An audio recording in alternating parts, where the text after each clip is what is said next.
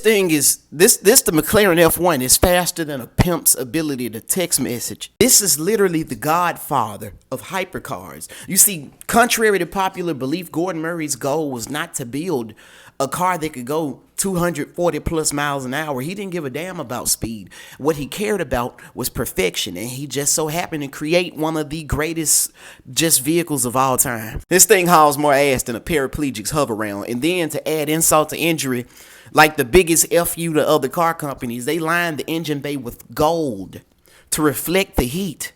I'm sorry, but Gordon had to be higher than Bobby Brown on a space shuttle in order to create this. And to accomplish the goal of 240 miles an hour, they used the BMW V12, 48 valves, 6.1 liters. Oh, and it just gets progressively crazier from here. The McLaren F1 GTR. With the race spec version, they gave it 600 horsepower, a double wishbone suspension, bigger brakes, bigger calipers, better wheels, and a body kit.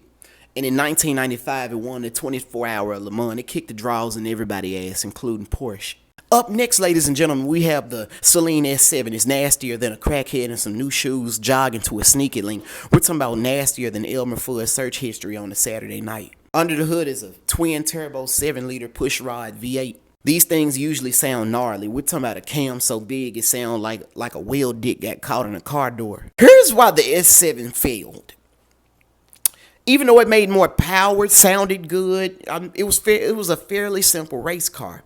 But there was also its downfall. You see, Lamborghini and Ferrari costed a lot less than this, and people can see themselves paying a price tag for one of these. Yes, it's American built. Okay, cool, but the interior of a Porsche 911 Turbo, the interior of the Lamborghinis and Ferraris look a whole lot better.